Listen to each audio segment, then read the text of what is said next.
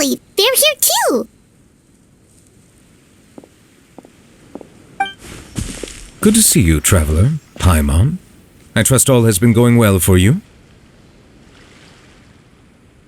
Big news, everyone.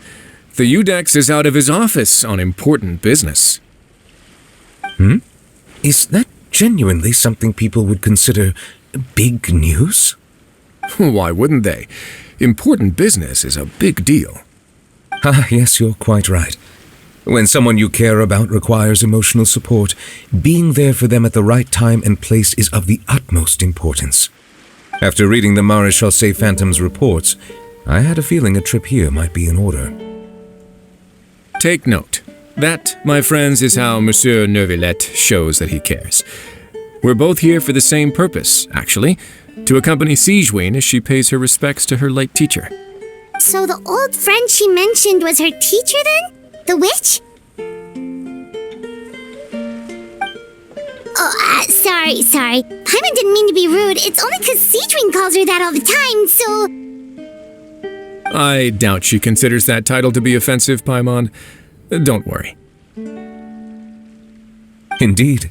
In fact, I believe Sigewinne would take it as a sign of affection.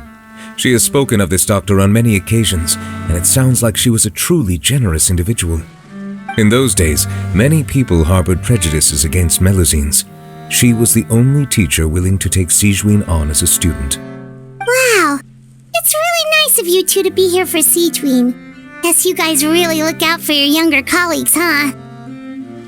Younger colleague? Well, that might be true for the Udex, but I'm not sure I can say the same. Sigewinne served a sentence in the fortress of Meripede hundreds of years ago, and after she did her time, she decided to stick around. She's been an integral part of our administration ever since. Strictly speaking, the head nurse has been around longer than most people in the fortress, myself included. Pretty sure that makes me the younger colleague. She served a sentence? Yes. Long before I became Udex, there was an ancient law in Fontaine that prohibited any attempt to transform another species into a human.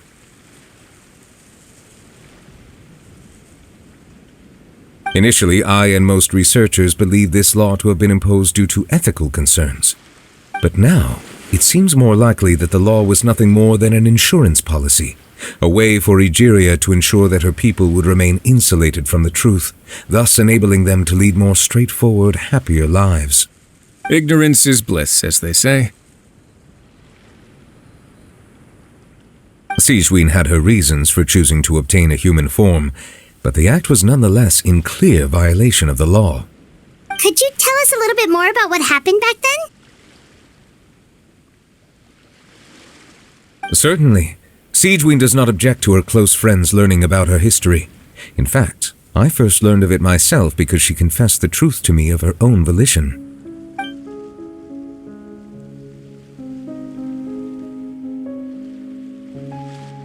Even with their daughter so ill, they kicked you out? Stubborn as always. And prejudice isn't a disease I can cure either.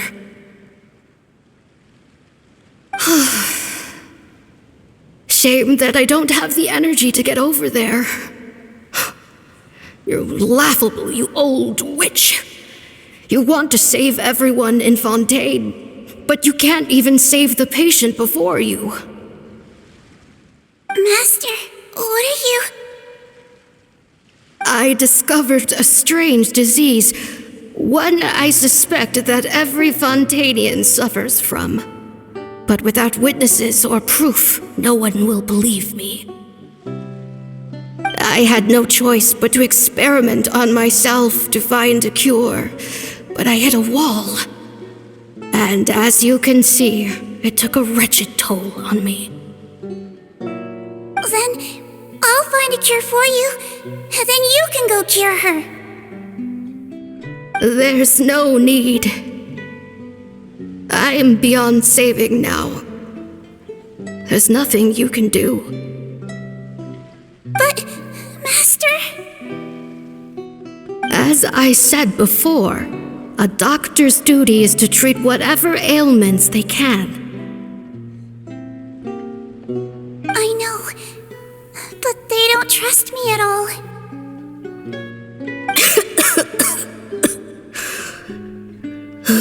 That girl. She's your first ever patient, isn't she? Tell me, what cost are you willing to bear to see her cured? I'll do whatever it takes. Even if it means breaking the law and being punished for it? As long as I don't hurt anyone. Yes.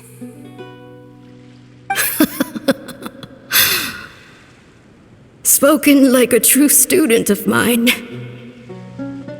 Then I shall make one more final gamble and see my experiment through to its end. Leave me for now and come back in 2 hours. If I am able to work this miracle, then I will have found a way to save all Fontanians, and I shall be able to help you treat that girl. If not, then it means there is one more disease in this world that I cannot treat. In that case, do not come looking for me. I will leave you a parting gift. An accidental discovery happened upon through my study of this strange disease. It has little use, but it will at least help you cure this one patient you can reach.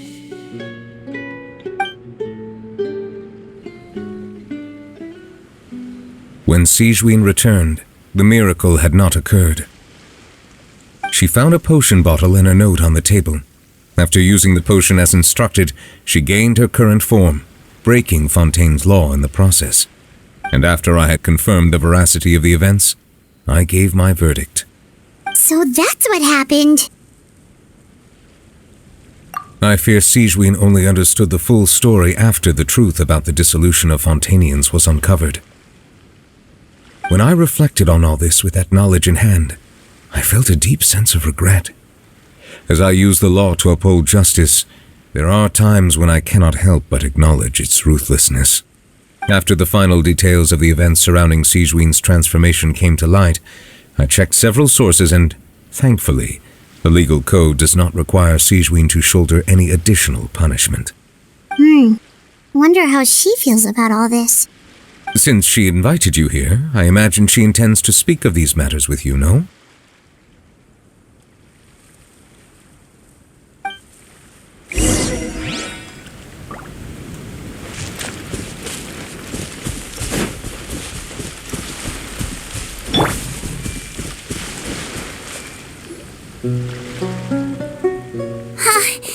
You're here.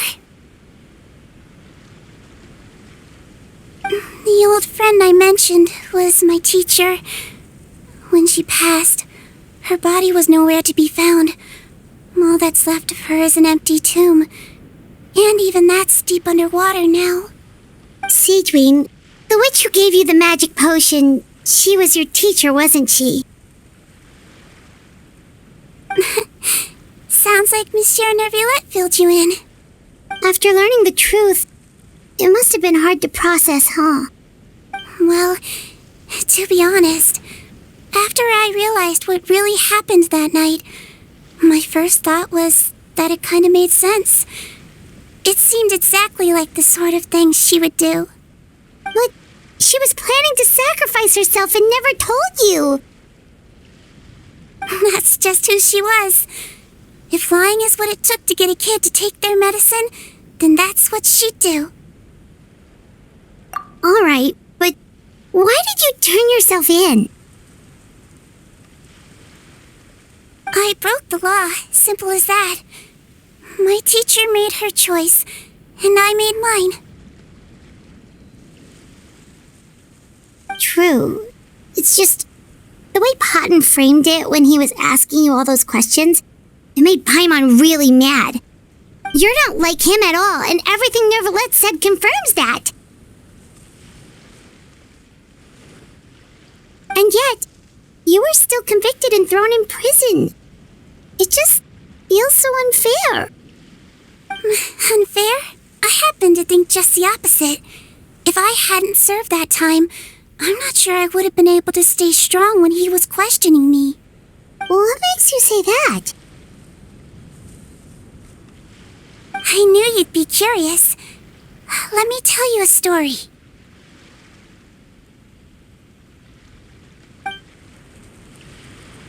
The verdict came down. This Melusine is guilty. The Iudex defended the authority of Fontaine law, but he did not confiscate the Melusine's medical kit. And so, the fortress of Meripede gained a new little doctor. She still wore her hood and raincoat, even though it never rained in the fortress. Perhaps thanks to her human appearance, no one refused her treatment. She treated more and more patients, and her sentence grew ever shorter. Finally, the people of the fortress could not live without her, and though her sentence ended, she did not leave them either. Then one day, she received an invitation from the outside world. The location seemed familiar, and when she arrived, an old lady was waiting for her. She saw right through the Melusine's disguise, but didn't reveal it. Instead, she asked a question. Tell me, why do you think you gained the respect of so many people, despite being a Melusine? Because I look like a human? It's been 50 years, Sigewinne, and you haven't aged a day. I think everyone knows you are not human. I finally found you, after all these years. I still remember, you know. It was you who saved me that night. But how? I was no longer a Melusine by then. Does it really matter if you're human or Melusine? I remember the warmth of your palm. It's quite unmistakable. And you know what? It hasn't changed one bit. You don't have to hide anymore, Sigewinne. These days, everyone wants to make friends with Melusines. And I think that it's all because of you. I'm sorry I couldn't say this until now, but thank you, Dr. Melusine. Now that's an ending Paimon can get behind. After hearing everything Potten said, I wanted to tell him that it didn't matter who he looked like on the outside. But it was too late. The warmth in his palm had already disappeared. I tried to treat him, but the roots of his problem had nothing to do with his face. I understand. Thanks, you two. I appreciate you being here for me while I talk this through. Oh, it's nothing. Our pleasure. Oh, there's one more reason I invited you here. It's about time I finally give you what I promised. In order to restore the appearances of the face-swapping victims, the Marechaussee Phantom gave me special permission to make a few bottles of that potion. And I made one extra just for you two. We don't need it though. Shouldn't we destroy it? Well, even if you chose to destroy it, I still thought I should give it to you first. You two did so much for me. How could I break my promise? Well, fair enough, but anyway, Paimon's definitely not interested in this stuff anymore.